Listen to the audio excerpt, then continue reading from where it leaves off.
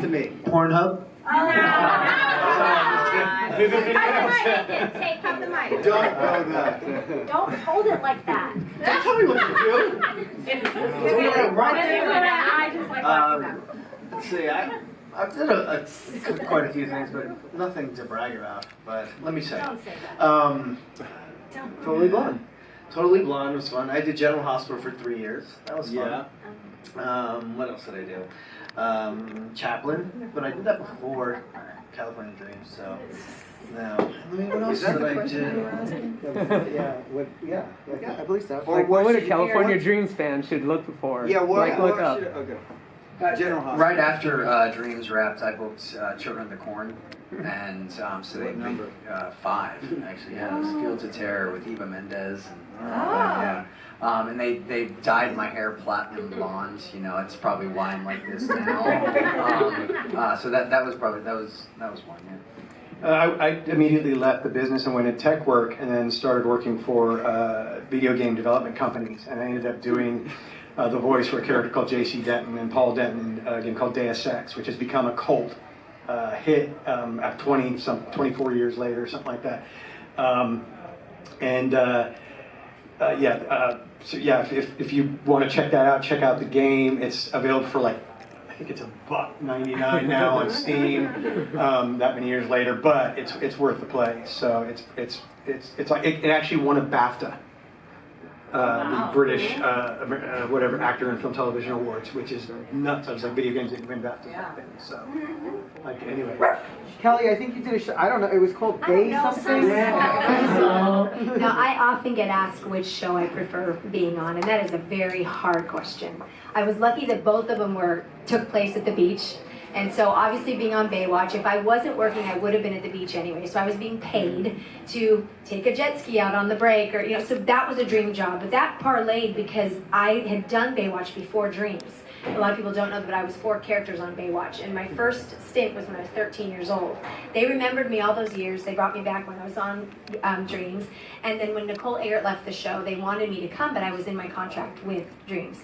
So then literally right after, I wrapped in August of '96, and then I booked Baywatch December of the same year.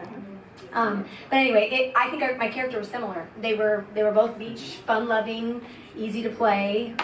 So I kind of was pigeonholed into that character a little bit. But Do you ever talk to Nicole?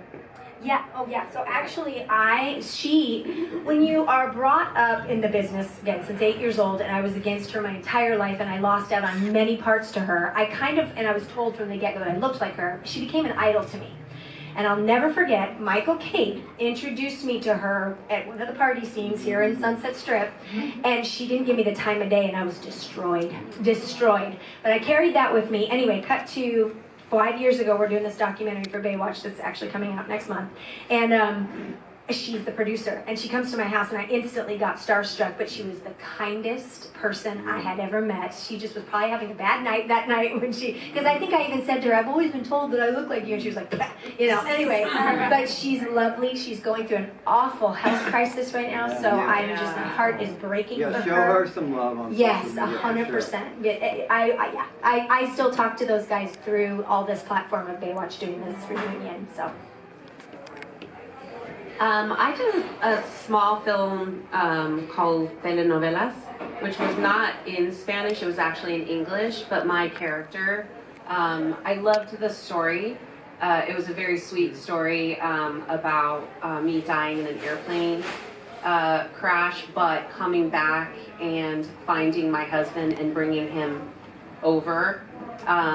And our son is a full-grown man. And anyway, so that one was a very sweet, very nice film that I did that I really enjoyed. Was that right after Dreams? What was that? Was that right after California Dreams? It wasn't right after. It was a few years later, but that was my favorite one. I don't really know what I would say. What was the question? I mean, you did Avatar. That was pretty big. Favorite project after California Dreams? That you would recommend a California Dreams fan. All I can say is it's interesting when I go to conventions. Sometimes people will come up and I don't know, maybe they're 20 or they're a kid. They're like, oh my gosh, I love Ziggy. My mom loves I'm like, oh my God, you know, and I'm like, put more makeup on, you know what I mean? But then my agent was like, listen, like you've been doing this for so long, you should consider it a compliment. So that's what I would say is like, I don't know if things cross over because they're very different, you know, but maybe there is like a certain essence to the reason why I get certain parts, and maybe that's what carries the. I have gotten a video game that I do, and he purely hired me because he was like, do it like Samantha Wu, she's just like a princess. I was like, what? Okay, great. So yeah, there you go. But thank you guys for all your questions. Thank you guys. You guys have really made our day. This is the cast of California. You got one more? I would just say California Dreams. I would really recommend this record "At the Ready" by Brentley Gore. Fantastic follow-up to California Dreams music. Guys, this is the cast of California Dreams. Thank you so much for coming out. Amazing, amazing fan base. Guys, support them because they're doing this for you. This is a real labor of love. NBC is not behind them. This is from them. And I want to give, I'm sure you guys are with me, a special round of applause for Jennie Kwan here. And Brent too. And Brent, Welcome to the show.